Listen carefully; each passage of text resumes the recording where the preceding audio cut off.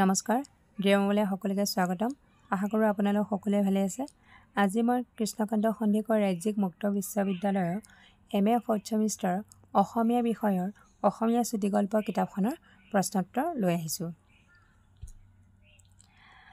2 number হ প্ৰশ্নটো হৈছে বিনা কুটিৰ গল্পত আধুনিক জীৱনৰ জটিল ৰূপ কিদৰে প্ৰকাশ পাইছে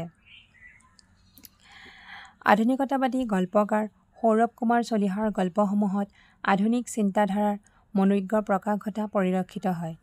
বিনাকুটিৰ চুটিগল্পটোৰ মাজেদিও গল্পকাৰে আধুনিক জীৱন চিন্তাৰ কেতবোৰ উল্লেখযোগ্য দিশৰ ওপৰত আলোকপাত কৰিছে। বিনাকুটিৰ গল্পত সমাজৰ বিভিন্ন স্তৰৰ মানুহৰ চিন্তা ভাৱনা প্ৰকাশিত হৈছে আৰু তাৰ যোগেদি বৰ্তমানৰ বস্তুবাদী সমাজখনৰ ফফুলা স্বৰূপ এটা প্ৰকাশ পাইছে।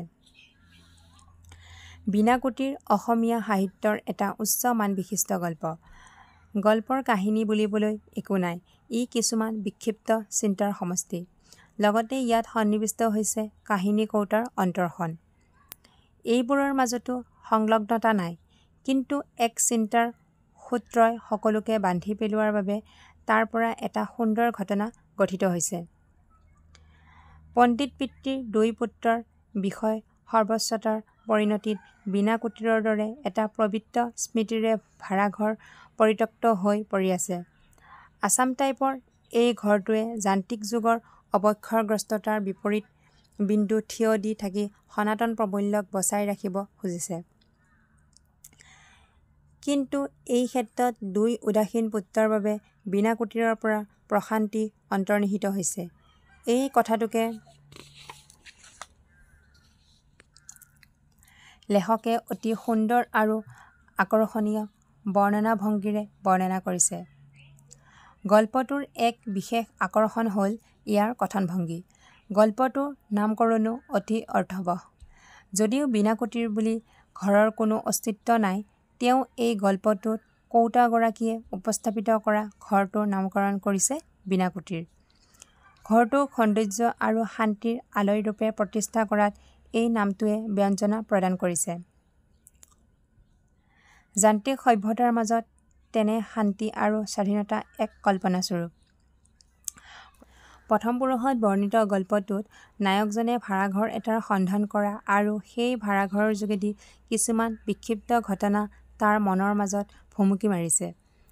গল্পৰ চৰিত্ৰ মাষ্টৰজনে তেওঁৰ পুতেক 2জন আৰু পুতেকৰ পত্নী, তেওঁৰ ছোৱালী, জোঁৱাই সকলোবোৰেই ছায়ামায়া স্মৃতিৰে গল্পকৌটাৰ মনৰ মাজত ভুমুকি মাৰি সিহঁতক একো-একোটা নিটোল চৰিত্ৰৰ দৰে প্ৰস্ফুটিত কৰি তুলিছে।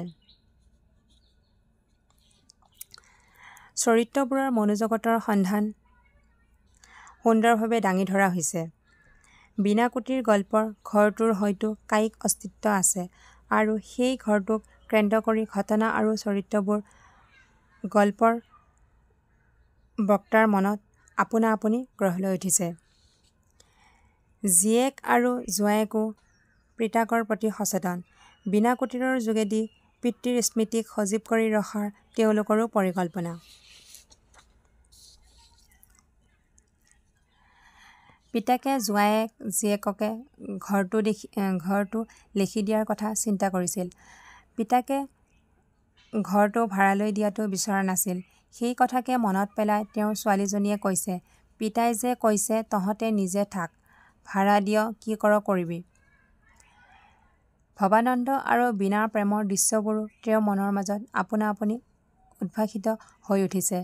বীণা আৰু ভৱানন্দ নামৰ চৰিত্ৰ দুটাও গল্পৰ বক্তাৰ মনৰ মাজত এনেদৰে জীৱন্ত হৈ উঠিছে। শিক্ষকজনৰ সৰু পুতেক ডাক্তৰ হৈ মুছলমান ছোৱালী বিয়া কৰাই ঘৰৰ পৰা ত্যাজ্যপুত্ৰ হৈ ওলাই গৈছিল। পিছে মাষ্টৰে মৃত্যুৰ আগে সেই ত্যাজ্যপুত্ৰৰ নামতে ঘৰ সম্পত্তি সকলো উইল কৰি দিয়া আৰু তাৰ বাবে ডাক্তৰৰ মনৰ মাজত সৃষ্টি হোৱা ভাবৰাশিও গল্পকাৰৰ স্বকল্পিত। ডাক্তৰে পিতৃৰ এই কাৰ্যৰ কাৰণে অভিভূত হৈ কৈছে, বুজিছা পিতাই এই উইল কৰি অৱশেষত তেওঁৰ ত্যাজ্যপুত্ৰক ঘৰলৈ মাতিলে।